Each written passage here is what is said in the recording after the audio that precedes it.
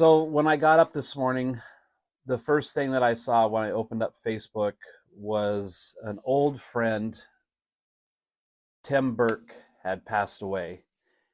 Tim was my third drum teacher that I had. Um, Super influential on me. I had not stayed connected with him much at all. So he was my drum teacher when I was in high school, and super cool guy, super great teacher, really encouraging. And these people all help lay this foundation uh, for what I do now. And so Tim was definitely a huge part of that. And so after graduating high school, I really didn't see or hear anything from him until uh, the world of Facebook came along and we became Facebook friends. Um, Even so, he didn't really interact that much online. It wasn't until I was drumming for the band Redstone and we were opening for Foreigner at the Botanical Gardens in September of 2019. So I was playing, and I noticed out in the audience a few rows back was Tim Burke, and he had a big giant smile on his face. So when the concert was over, of course, I went and said hi and gave him a big hug, and we had hoped to grab lunch and those kind of things. Of course, we all know by March of 20, the world lost its mind, and so we didn't get together, and that was my last communication with him. And then I found out this morning that he had passed away the end of January, and it said from some kind of neurological disease, and I don't know what that means. I don't know what that was, um, but at any rate, so a little shadow to cast on more shadow. But I'm so glad and thankful to have known him and to have called him my friend and my teacher. So,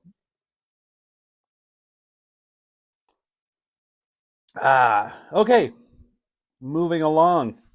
So, since my mom has passed, my dad has been going through her archives of letters and journal entries and things of that nature. And then she has tons of pictures on her computer and thumb drives. And my parents had been uh, scanning pictures and news articles and stuff like that, digitizing their photo album, so to speak, so they didn't have to have the physical thing. So going through all of that, Mary was helping put a slideshow together for the services, and she stumbled across these news articles. One of them, and I had forgotten this happened, but when my mom and her sister were in school, and I think maybe early high school, they were in a school bus accident that rolled over. And I'm not sure if anybody seriously got hurt, but my mom had journaled about it that uh, even though they got hurt a little bit, it was very exciting. So I'm not sure if she classified that as fun or not, but she said it was very exciting.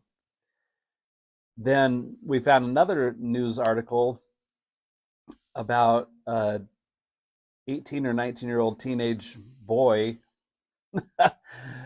who lived out past Caldwell was arrested for shooting at my uncle. Yes, apparently my uncle and this other guy were feuding over a girl. I bet we've never heard a story like that before. Men fighting over women.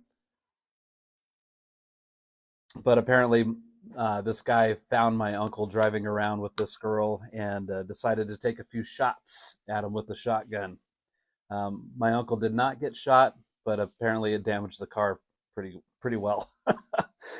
So that was news I hadn't heard before. And so I was sitting there talking with my dad, and he goes, "You never heard that story before?" And I, no. And he said something to the effect about it wasn't long after that that my grandpa had been arrested. And that really just took me by surprise. So out in Greenleaf, where my grandparents' farm is or was, My parents' farm is right next door to that. This is in 1964 or 1965. I can't remember the year exactly. Um, First of all, my grandpa, which was my mom's dad, was a small uh, guy, small built. He wasn't super tall, and he was really skinny. Not a muscular person, uh, but he was the ditch rider out there for all the farms. And so, what his responsibilities were to make sure that uh, water was going to the proper property at their given day and time, and how much water they were going to be allowed to use, because they have to keep track of all of that. It's still true today. The ditch rider has to make sure who's getting water, when, and where, and how much. Um, so my grandpa kept having a run-in with another gentleman uh, that scared him, and he was so much so that he was worried for his life. And so my grandpa called the police, and they couldn't do anything about it. They said unless something actually happened, they couldn't do anything. So this happened a few more times where this person was threatening my grandpa, because this person decided that he could have water whenever he wanted, or whatever the case was. So they were constantly in this uh, argument, this tense situation when they had come across each other. And so my grandpa again had called 2 or 3 times to the police station saying, hey, this guy is threatening me, and I'm worried about it. And again, the police didn't do anything, or couldn't do anything. So my grandpa decided that he would start packing a pistol on him to protect himself. So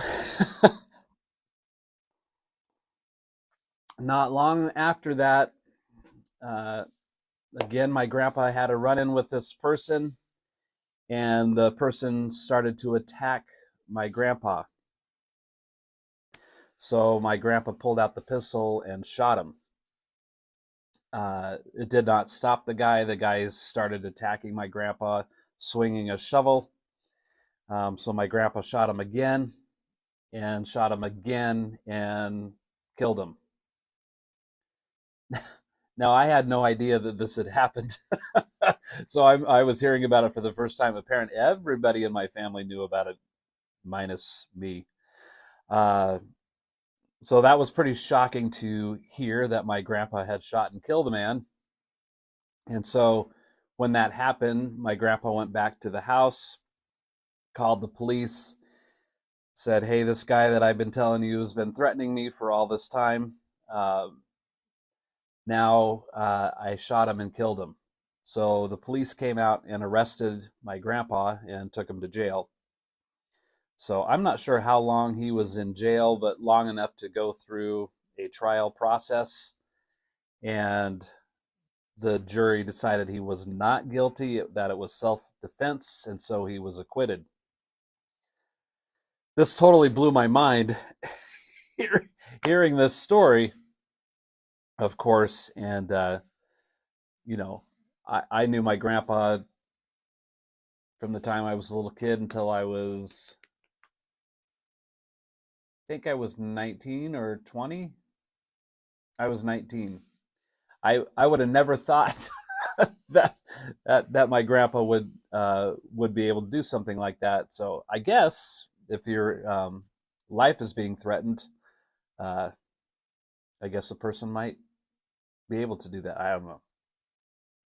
It was an interesting story, to say the least, to learn that happened with my grandpa.